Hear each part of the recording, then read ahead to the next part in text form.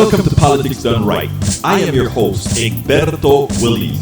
This is the progressive program that will take the mystery out of politics. This is the program that will encourage you to make sure government becomes we the people. Whether you are liberal, progressive, conservative, or otherwise, you get to hear your point of view. We are an independent media outlet that, unlike mainstream media beholden to corporations, we only owe allegiance to you. Remember, you can also send me a tweet at EGBERTOWILLIES. That is at Egberto Willies. Let us engage. It is Politics Done Right.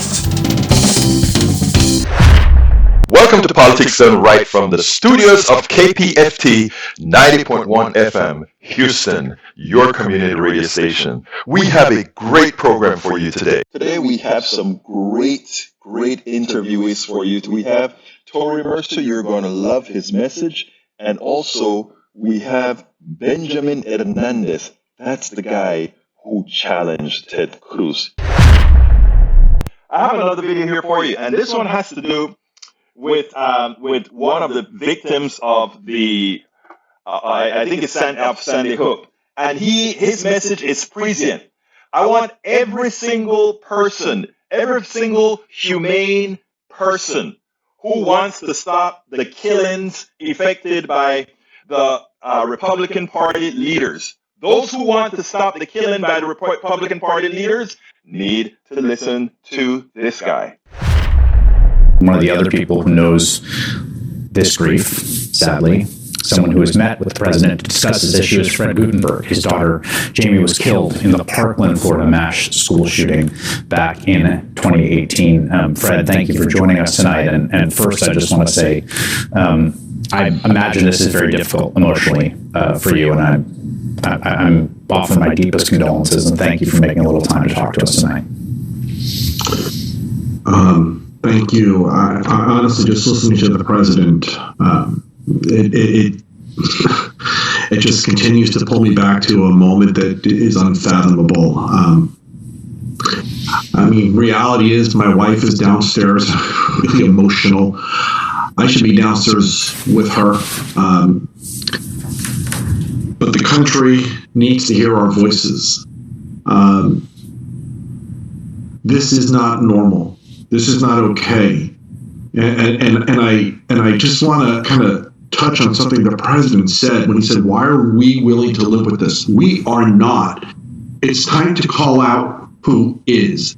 It's not we. 80-something, 90-something% of the American people want this dealt with.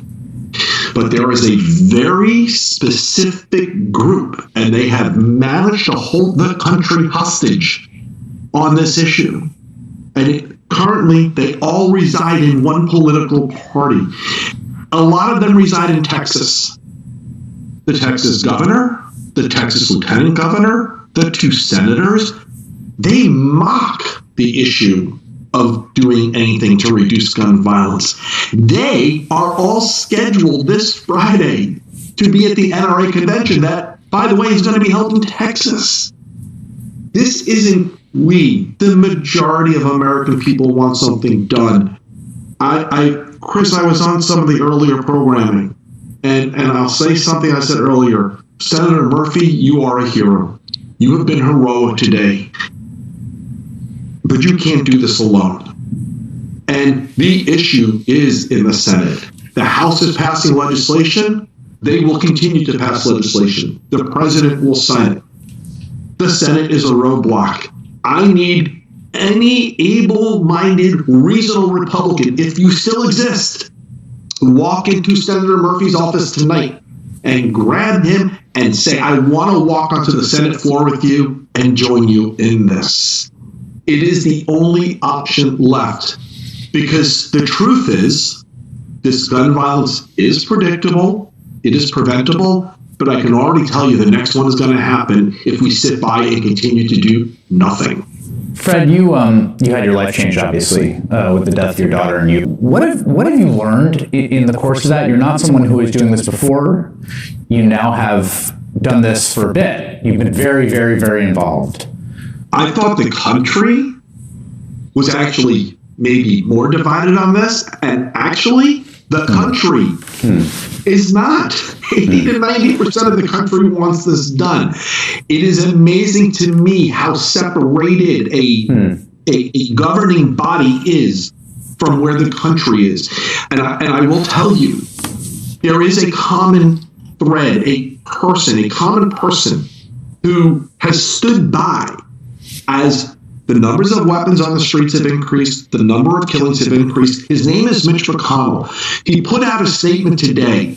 It looked exactly like the statement he put out after my daughter was killed. And he stood by and still did nothing. And so I am actually amazed that this country has, that the numbers of people who say they want something done are blocked by Mitch McConnell and that governing body.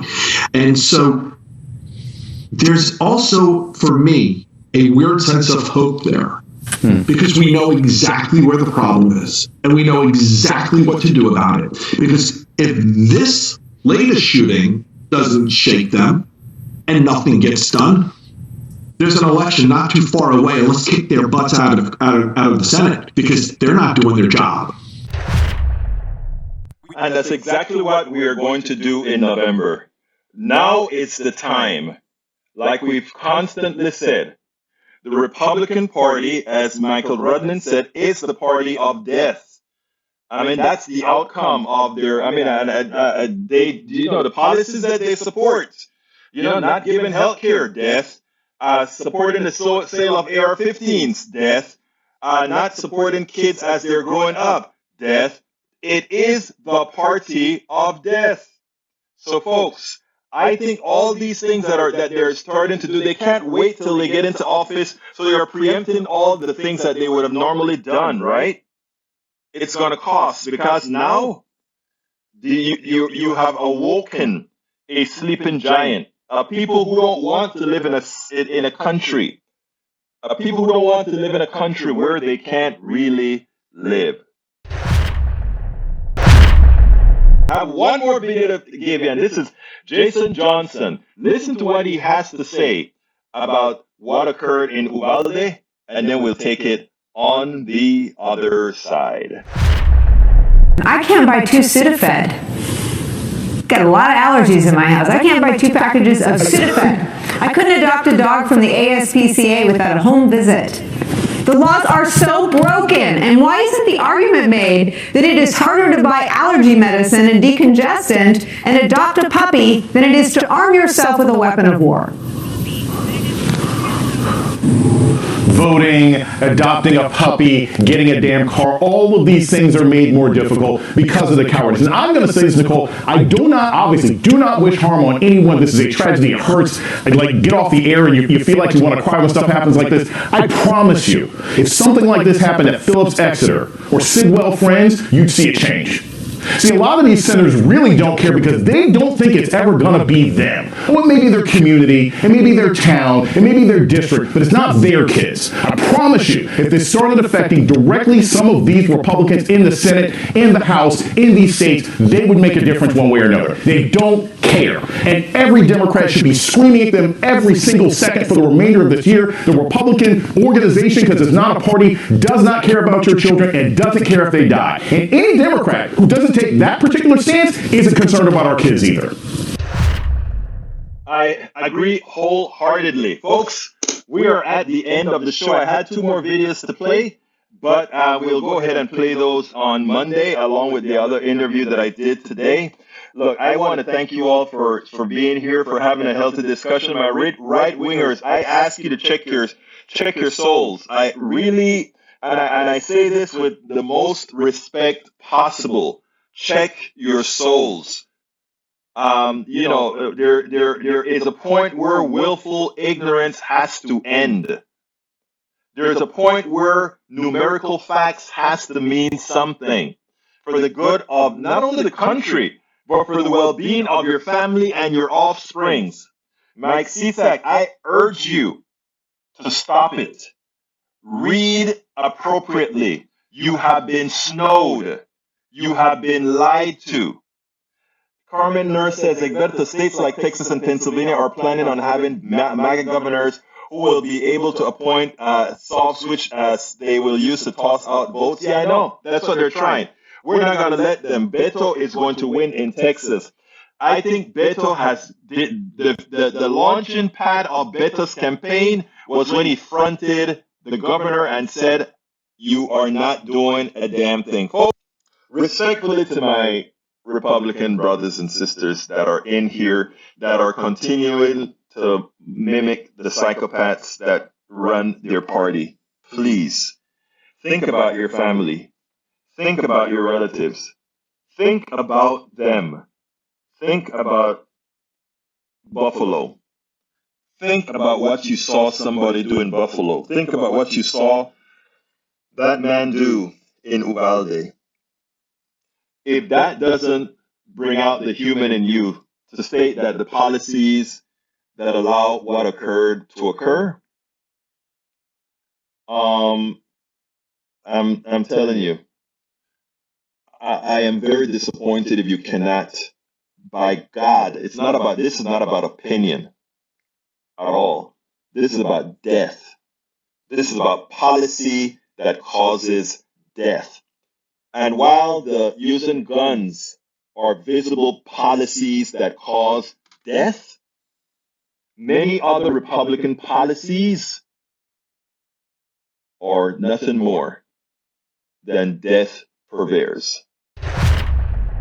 Today, I have the honor to be with a board member of Indivisible Houston and a not only local, but now a national hero, Benjamin Hernandez. Benjamin Hernandez, welcome to Politics Done Right. How are you doing today, my friend? Hey, I'm doing well. How are you? I am doing great. And let me tell you, when I got notion from that this stuff went down from I just couldn't believe it.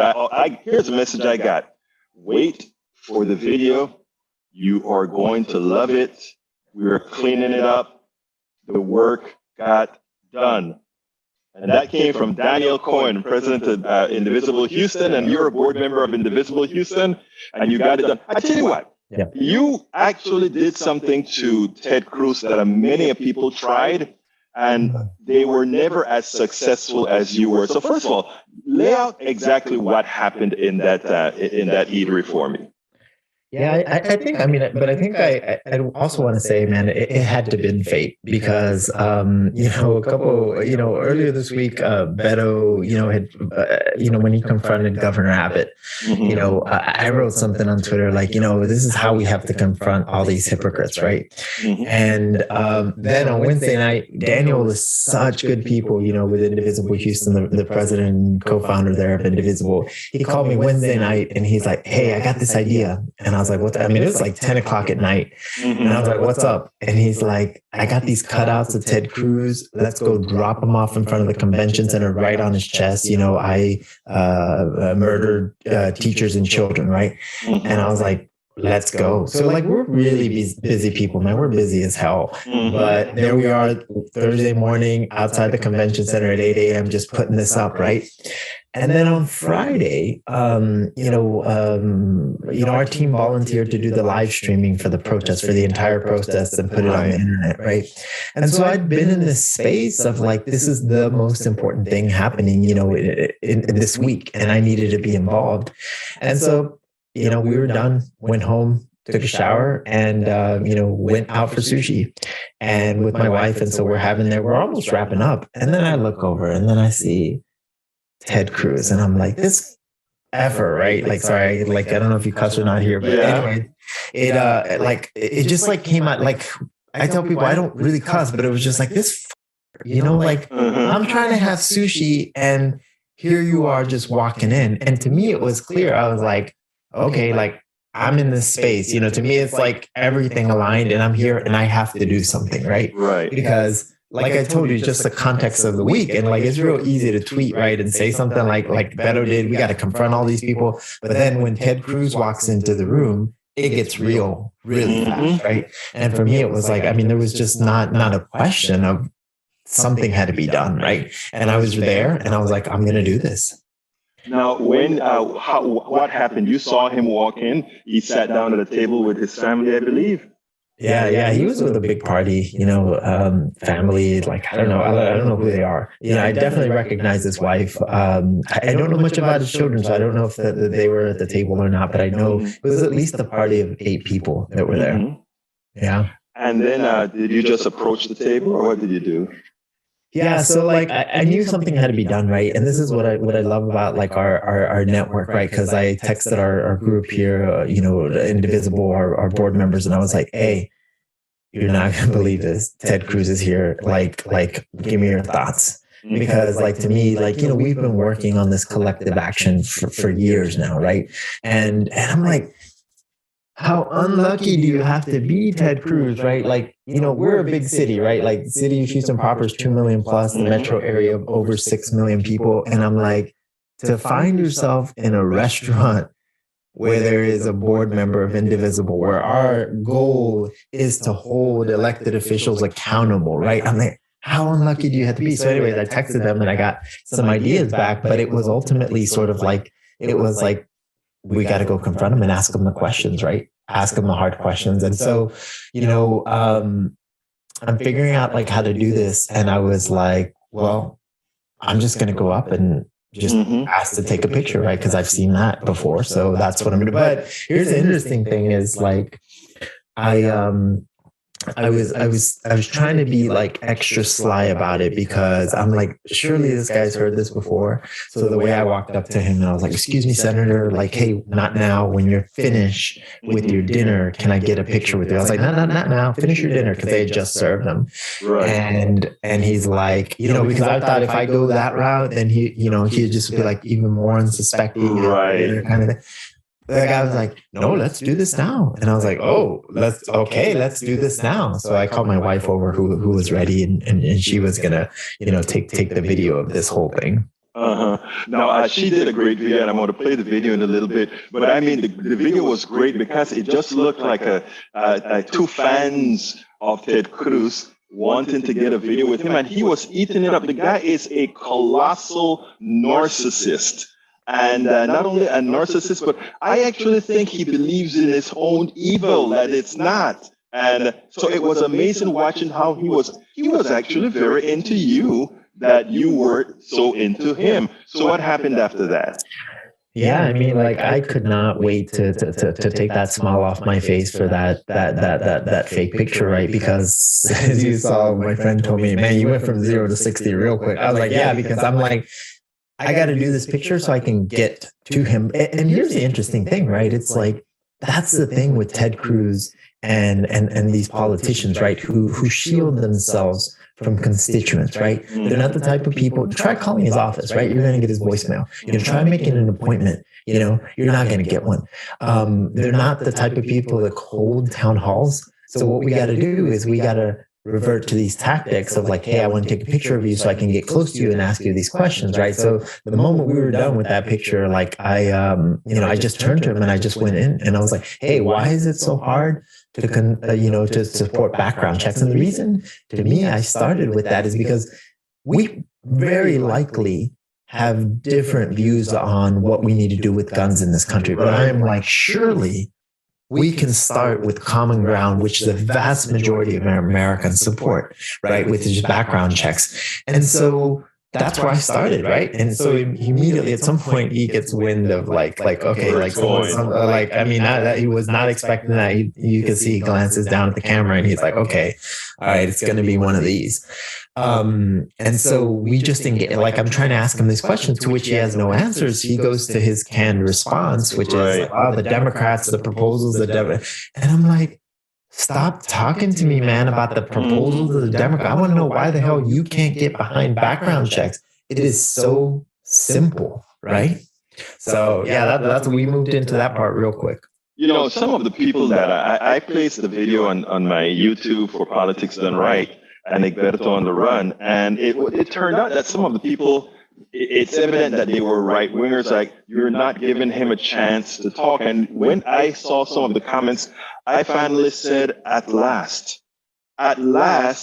we are not the ones that are taken. At last, we are the ones that are given and saying, let me tell you, we are going to force you not to bloviate. We're going to force you not to put out a canned answer, because many times what they do is they are using your question to give the answer that they want, to give the direction that they want people to actually hear on that conversation. And you never gave him a chance to do that. And that was what was so perfect about the way you approached Ted Cruz. Those people who like or think they like Ted Cruz would look at that and say, well, give him a chance to talk. You never allowed him to say what you weren't going to, the fallacies that he normally puts out there.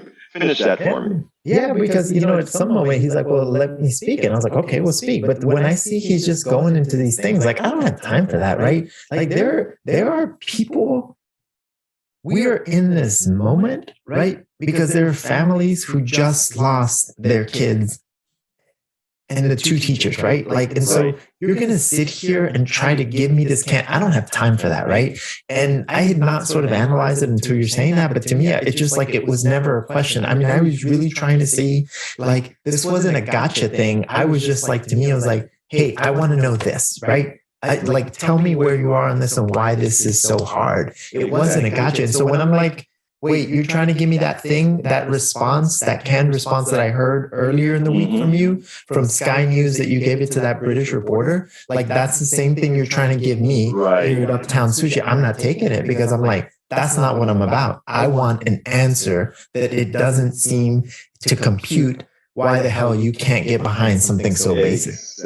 Exactly. One of the other things, Benjamin, that I really I'm hoping all of us in the movement start to do is, right now we saw those murders, and those murders are a direct result of the policies of Republicans, Ted Cruz, Greg Abbott, Dan Patrick, and all the cabal in Washington. You and I know that. But those deaths that we saw in Uvalde, those deaths that we saw in Buffalo, those deaths that we saw at Sandy Hook, those are physical deaths we can see. We can see flesh and blood on the ground. The deaths that we don't see are more profound and larger. Texas not accepting the Medicaid expansion to Affordable Care Act, that killed a lot of people. We don't see the flesh and blood on the ground. Not giving parents the ability to find suitable locations for their kids when they go to work, create latchkey kids that create the problems that have kids without supervision and further deaths. I want us to expand the GOP killing to not just the flesh and blood we see on the ground, but further. What's your thoughts on that?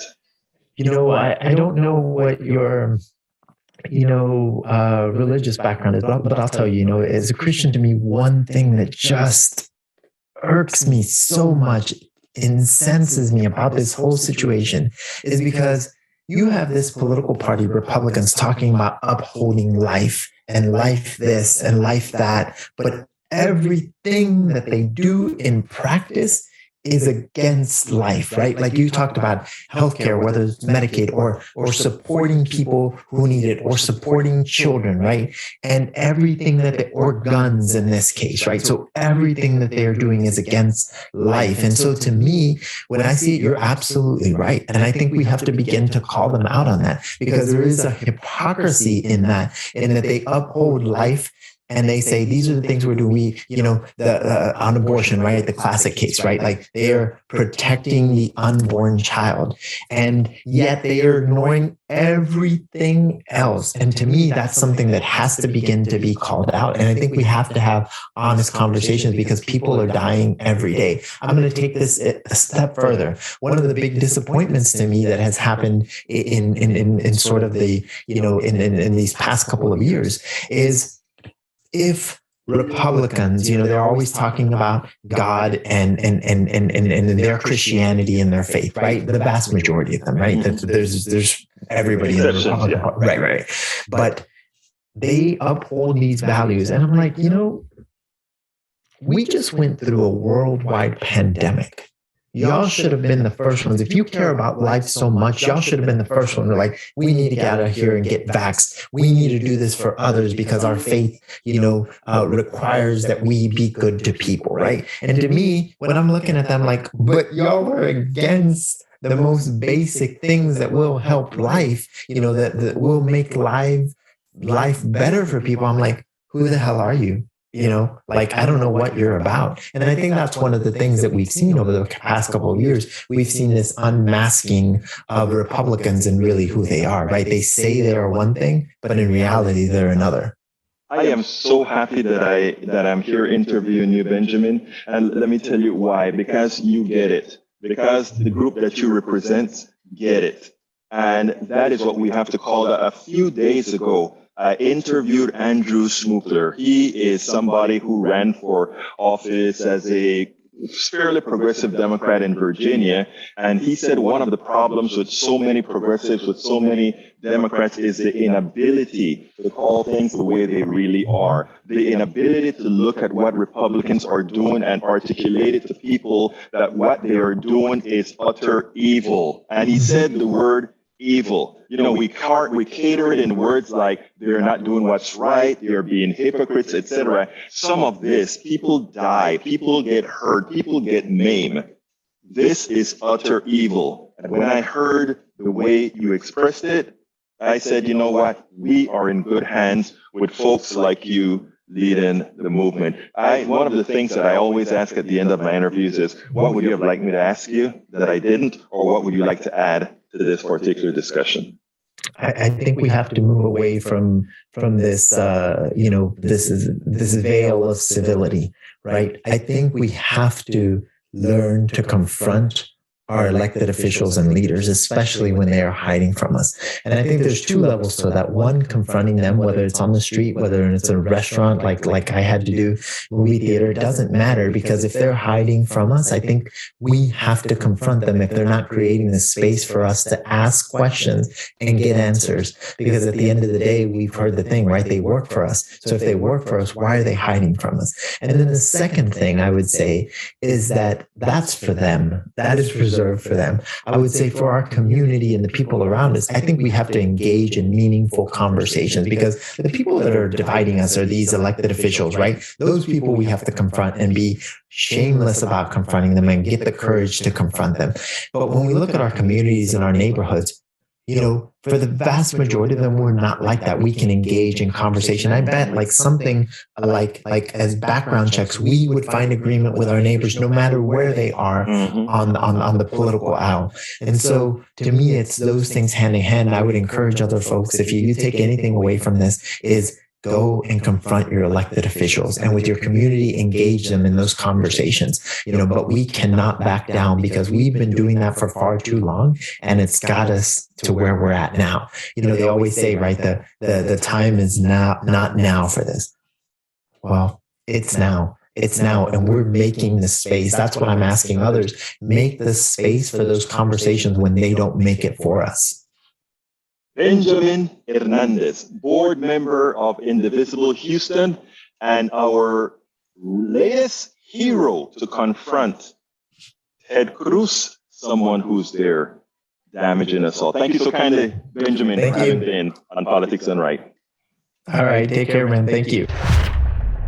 Please remember to keep your community radio station in your minds. Keep KPFT on your mind. Talk about it. Tell your friends about it. Tell them you know about this station in town, 90.1 FM Houston, that needs your support. That is there to provide that nourishment that we need. KPFT 90.1 FM Houston. Today we have the honor of speaking to Torry Mercer. Torry Mercer. I always get that name wrong, but anyhow. Torry left a message after our show, or during our show yesterday, that really touched me, and it had a lot to do with the gun issues that we're all discussing. But beforehand, welcome to Politics Done Right, Torry. How are you doing today? Great. It's such an honor to be on your show. I've been listening to you for years, and I just think you're the best, especially back when KPFT used to have callers and people would call in that just didn't agree with you at all, and you were so gentle with them, and you led them through the Socratic dialectic that just implied that we're all one thing, we're all together, we're all one people, as opposed to some of these other political commentators where they're just in a fight. They want to draw lines between people and separate people, and you want to bring people together, and it's just very positive. Thank you very much for that. But that's what I think my call. That's what I want my calling to be, and that is that we do that because people are. My wife used to say people are people, and she's right. And we have more in common in just about everything than apart. And the powers that be, they need to keep us separated if they want to succeed in pilfering us all. But first of all, tell us a little bit about your background, Torry, because I've listened to a lot of your poems. I've listened to some of your sort of rap stuff, and I really enjoy what you have to bring to the political discourse. So tell people what's your background. Oh man, it's just it's all over the place. Juvenile delinquent, social studies teacher, dirt bike rider, motorcycle guy, bicycle guy. Working with fairly radical nonprofits. Pueblo to People was my first career, a nonprofit organization that worked with to import things from indigenous people in Latin America for the most part. We started the fair trade coffee movement in the U.S. back when Ronald Reagan was president. We flew plane loads of Nicaragua Sandinista coffee into Canada, roasted it in Canada, and then sold it in the USA with a big FU to Ronald Reagan. So we broke the embargo, and it's just been one thing after another after that. Pirate radio, we did a pirate radio here in Houston for 18 months, 8 hours a day of fresh public affairs. I mean, it wasn't just, a bunch of kids up there, playing their old Who records. We were doing solid, and that's why we got away with it. The FCC let us broadcast for 18 months because we were, fulfilling the duty of radio to inform people. We had all kind of folks that were, KPFT programmers that had gotten, kicked off, and they're doing public affairs. They weren't making a lot of money, but solid public affairs programmers, many of which are back on the air now. It's every kind of solidarity campaign in Latin America when all the civil wars were going on down there. You're from Panama, you already know what I'm talking about. Nicaragua, El Salvador, Guatemala. So we had solidarity campaigns here in Houston. So that's my perspective. Never quite fit in with the hardcore Marxist-Leninist kind of leftists. I was always more civil libertarian oriented, and but still solid socialist. So not a lot of people over in my camp. So I've always had to work with other people. Never found a lot of right ground with right wingers. Haven't worked with them too much. But all my friends in Houston are lefties, and then. There's the artist side of, a lot of punk rockers. Originally, the original punk rock scene was very attractive to me because there was a lot of political bands. And it just seemed like, a continuation of the social activism kind of art that was going on in the 1960s. Since then, punk rock has become, just another cliche like everything else. So I'm always looking for a way to plug in, connect art and politics. Well, I know you've been doing a good job, Car Show and all these other places that you participate in. And of course, you're a historian, so you know a whole lot about history. But let me tell you why I really wanted to speak to you. Everybody has a position on the gun debate, but you know where I stand as far as bringing folks together, etc. I read the first part of your very long comment in our show yesterday. And before reading the entire thing, I called you up and I said, I want you on my show today to speak a little bit about that. Before I read the entire thing, because I could see where it was going. And here's what you said. Countries with strong democracies have people that trust the government and feel safe. Americans left and right do not trust the government and do not feel safe. There is a direct correlation here with gun culture. How to fix America's gun problem? Let's break it down. Both sides in the gun debate do not feel safe. Both sides are afraid. And that's all I read. And by the way, it's about 20 times that length. But that's all I read. And then I said, you've got to come on to Politics Done Right and tell us about this, because I think people don't see the symmetry between what we call the crazy right wing and what we call the very left. They all have grievances, Torry, all have grievances, but there's something at the core there, and that is, why isn't the government working for us all? So go ahead and take it away. Well, I've been at this for a long time, and I like to use analysis. I took a CIA course at history of the CIA at U of H, Thomas O'Brien, and it's all about analysis. No matter what you're doing in life, you got to figure things out. You're an engineer, right? It's all about analysis, and so I find that increasingly that the whole left and right way of looking at the world just doesn't work anymore, because the world's more complex than that. And as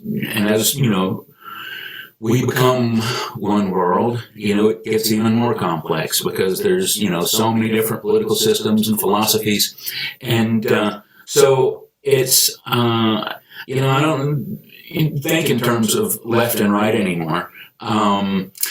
I think in terms of, how are we going to all kind of get on the same page? We're trying to get through this dialectic. We're trying to bring very disparate points of view together to be on the same page. And so it's, a lot about listening. It's a lot about analyzing. There's what people say, and then there's the subtext. What does that mean in the analysis? As a poet, I like to put things into metaphors. And when I hear the right-wingers, talk about gun rights, I'm thinking at the cultural level, the mass level, not at the NRA level, which is basically a lobby group for the gun industry. And, we know what they want, lobby here. They just want some money, and they're going to get it. And that's not the gun culture.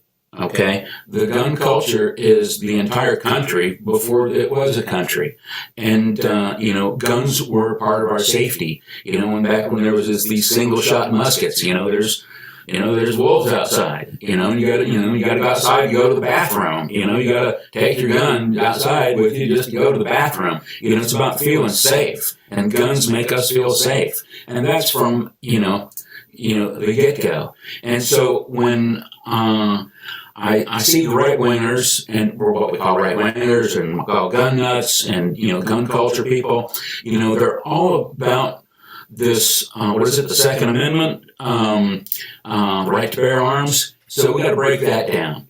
What is that about? It's not about hunting. It's about King George. And King George can represent both domestic and foreign enemies. He was the king from another place, but he was also English, and all the colonists were English. He was a domestic problem before he was a foreign problem. And so, as a poet, I like to think of King George. He's not mentioned in the Constitution, but the Second Amendment's all about King George, and that just represents authoritarianism. It represents the antithesis of the ideal. Not that we've reached the ideal, but the ideal is a democratic horizontal society. And King George, represents authoritarianism, whether domestic, like Donald Trump, or whether foreign, like some, autocratic system that might be imposed from without. And so, and as a civil libertarian, hardcore, socialist, left-wing civil libertarian, I believe in vigilance. Also I'm a historian. And so, I know that there's a lot of precedents for authoritarianism pop up. Whether it's, the Red Scares, from the 20s and 30s, or, during the Civil Wars, where I became enculturated and politicized, the Civil Wars in Latin America during, Reagan and, Bush point one. I remember when there was some solid opposition to particularly what was going on in El Salvador. And, this runs through the Carter administration. And there was rumors, that there were detention camps being set up at military bases in the U.S., 4 of them, to hold 10,000 people each, just in case things really popped off and, there was mass, civil disobedience and rebellion against U.S. foreign policy. It never, got to that point, but it made a lot of people in the left back in the 1980s think that, hey, maybe we should, get some guns. I never bought a gun. I've never bought a gun in my life. But I know people that did, some other hardcore lefties buying automatic weapons and, riot control shotguns and crazy stuff that's illegal now. And one communist friend of mine bought a automatic shotgun and, blew a hole in the roof of his house, and eventually those are illegal now. He had to give it up. But, we need regulation on guns. I mean, there's any number of ways to fix. I want to stop you right there, Torry, for one thing, because what you just showed me there is that you've showed that during the times where many on the left feel a certain level of threat, that amazingly, your response wasn't all that different than some of these guys on the right, even though you and I know that their fear is really a false fear, but that reaction was there.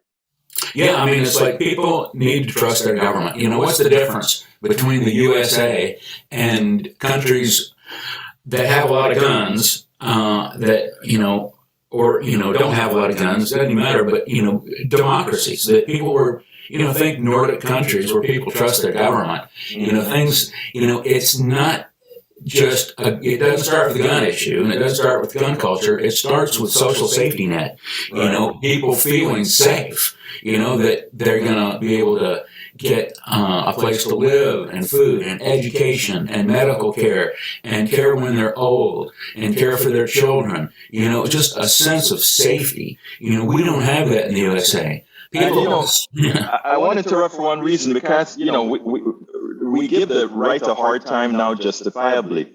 But the parts of the right that we really should give a hard time is the leadership that's forcing that false narrative into those on the right to believe their culture is being usurped when we've always had a multicultural system, just that others are being empowered now, that somehow something is being taken away from them, that their birthright is being taken away from them, when many a times the converse is true. Isn't that right?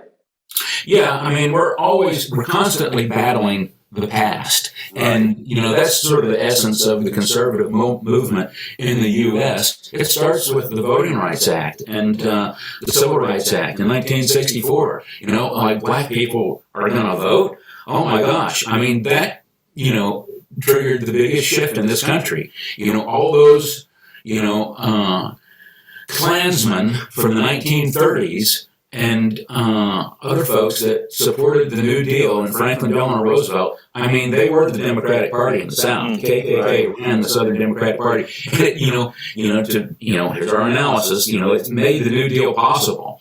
And when, a lot of those Klansmen didn't go away by the 1960s, and they were still Democrats, but they left the Democratic Party and went and became Republicans because, their world was shifting into a new thing. They just weren't ready for it. Right. And they weren't ready for the new world, and they wanted to conserve the old, stratified, social system where there's a subclass, people that were below the constitutionally protected legal system. Yeah, I like the way that you brought in, and you remember I said I only read your first part, which is what I wanted to discuss, and then how you brought in Chile and all the things that happened with Pinochet and Allende. What I really want to talk about now is, what do you see as a solution with the gun issues, with gun regulations, etc.? How do you see a solution that both the left and the right will accept? Well, there's two fixes. One is very long-term, and it's a cultural fix, and it has to do, and when you start with guns, you start with providing people everything they need to feel safe, the social safety net, from cradle to grave. And, it's a little more difficult here in this incredibly class-stratified society that's multicultural. It's a lot easier here than it is in Switzerland, okay? I mean, it's just like, that's a long-term fix, okay? The short-term fix is to basically satisfy the needs, the deep needs, what we would call the subtext of both of these sides, the right-wingers, we call them, or the gun nuts, and, the, progressives, or just, people that are afraid to send their kids out of their house because, they go to church or school or the mall and the kids are going to get shot, So how do we, deep listen to both of these sides and come up with some kind of legal solution as opposed to a cultural solution? And so, when I hear, the right-wingers, because, I think that's who, people on the progressive left need to listen to the most because, we're too busy listening to ourselves, and we understand what that problem is. We understand what our needs are, but in order to get to the solution and move this ball down the field, we need to, do some deep analysis of the right, and I'm not talking about, the gun lobby and these people that are just exploiting the chaos, because there's no end to, people that will exploit chaos for profit. They're not going to go away. But the people that are really concerned, like these, kind of right-wing veterans that listen to Fox News, and they've been in the military, they've sworn an allegiance to the Constitution, and, they might not be scholars, so I'm kind of interjecting a little bit here, but, they're afraid of King George, to use a metaphor. They're afraid of, back in the 50s, it was, the communists are going to take over the government, and then now it's like, now Bernie Sanders is going to take over the government, who knows, their analysis isn't great, but, they're basically, it goes back to a legal position of defending, using the Constitution, which has its good points and bad points, but using that Second Amendment to basically say, we need to be aware of authoritarianism. We need to be aware of overreach by, our government or any other government, and, what they're really afraid of is gun confiscations, doing something that's outside of their will and having a gun registry. Okay, so how do we, get to a safe place and satisfy the progressives on the left and satisfy everybody, the people on the right?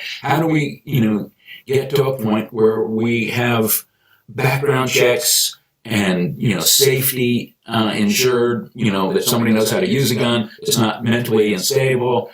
How do we do that without having a gun registry? And it's just not that complicated. This isn't rocket science. And it has to do with what I call a gun purchasing license. Okay, so it's like we have all kind of other licenses that people need to acquire whenever they want to do anything. It's all about a level of trust, right? Whether you're going to teach children or do brain surgery, you have this license, do electricity, whatever. It says that you are allowed to go out and do this job. And because we trust you, that's a license. And that's the legal thing. Okay, we just need to separate that license that, says we trust you to use a gun. We need to separate that from the actual purchase of a gun. Okay, now, people that sell guns have those licenses. I mean, people that have, gun stores, they have to get a license from the government. So, we trust you to sell these guns. And they have to, do their due diligence and, make sure they're not, doing illegal things with their guns, selling them to, overseas or whatnot. And so just, it's that simple. We separate the license to buy a gun from buying a gun. You get a license to drive a car, doesn't it mean your car just is registered. You don't have to buy a car. You just need, you get a license to drive. The government says, we trust you to drive a car. And then imagine if when you went to buy a car, you had to show that license. And you can't buy a car without a license that shows, you can drive safely. But there's no connection between the purchase of the car and the license. You're not registered. And so that's how a gun purchasing license would work. It would basically just extend the license from a gun dealer to a gun owner. Except, there's no connection. By law, the gun sellers, would not be able to register you as the purchaser of the gun. If I understand your concept is, but you have to qualify for the license, which means that license would make sure that you're mentally competent, that you haven't beaten your wife, that you haven't done all of these things. And once you prove that you're a responsible citizen, you have a license to go out there and buy weapons. The part that you didn't cover in your article is, what about weapons of war? Do you want to? We should prohibit the sale of those in your phase, or what? Yeah, I don't think that. The ultimate concept is safety. So we want guns to make us feel safe. I don't want one, but that's why a lot of people want them. And so, to protect your house, from a burglar or whatever invading, you probably need a small pistol. If you maybe a shotgun. The problem with these, AR-15s, these high-powered weapons, isn't that they have, magazines that shoot 30 shots. The problem is the size of the bullet. I mean, these things are huge. They will go through 3 brick houses in your neighborhood. So you're trying to stop the guy that's getting in your backyard. Sure, okay, let's say you shoot him and you stop him, and then it goes through... It goes through him and kills somebody else. It goes through the wall of your house, and it goes through the wall of the 2 brick walls of the next house, and then it goes through the 2 brick walls of the next house. I mean, it's not the right tool for the job. It's like, but then in as much as you're saying this part is easy, there's a small fringe that I don't think would like the idea that I think you're coming to a conclusion of, and that is, we probably shouldn't allow the sales of weapons of war like the AR-15. Well, just like, every other tool that you buy at Home Depot, we need our tools to be safe. We don't need them hurting people, and, they don't need to be hurt. I mean, you might want to shoot the burglar or whoever rapist coming in your house, but, you can do that with just a small weapon, Right. You don't need a weapon that will, penetrate a tank. I think if people learn how to bifurcate the discussion as you did, meaning you still allow abstraction of owning a gun to some extent, but at the same time, you have to say we won't allow you to own a bazooka or AR-15. I think that's a better sell once we get control away from the NRA. But we're coming up close on time right now, Torry. So let me ask you to give me a quick 1-minute closing statement here. Yeah, ultimately, it's not a legal fix. It's a cultural fix. We need people to feel safe. We don't want anybody to have guns, including the police or the military or the civilians. We want a peaceful world where, there's a horizontal democracy, one person, one vote, not some stranglehold on power like which a republic is. We need to move beyond our Constitution. We need a better Constitution. We need to fix our culture. Everything is south of the culture. All kind of politics, economics, everything is a subset of culture. So that's the long-term goal, is to change the culture. And, and we're ahead of everybody else. I mean, it's easy enough to fix a culture in Sweden or Denmark where it's mostly monocultural. I mean, we're ahead of the curve. We're multicultural, and that's a good thing. There's a lot of advantages to that. But, there's, the issues. And so we have to fix those as we go along. And it's up to us because, we are the world's leading multicultural, place. And so we got to do it. Here we are doing it.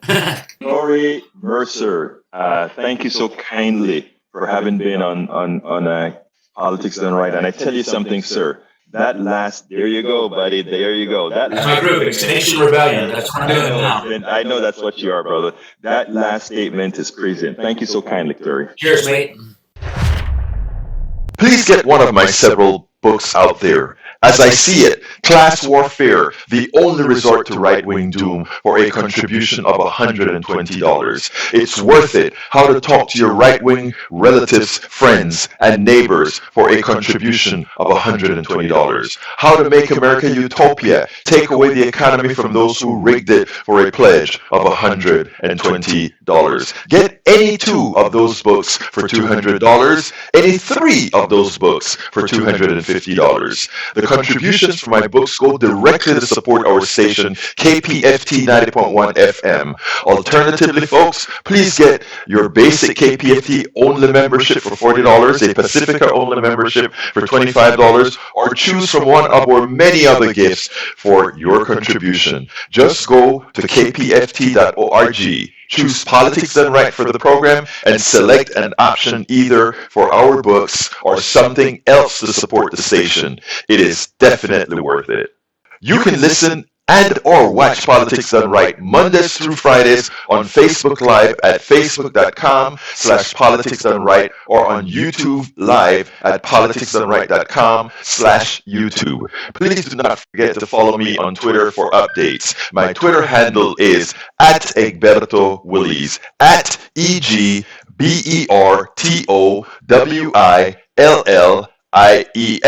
But don't you forget, listen to us live on air at KPFT 90.1 FM on Thursdays at noon and at Fridays at 11 a.m. all Central Time. Please remember to keep your community radio station in your minds. Keep KPFT on your mind. Talk about it. Tell your friends about it. Tell them you know about this station in town, 90.1 FM Houston, that needs your support. That is there to provide that nourishment that we need. KPFT 90.1 FM Houston. Well, folks, that's it for today. You know how I'm going to end this baby. My name is Egberto Willies. This is Politics Done Right, and you know how I end this baby. I am what? Out!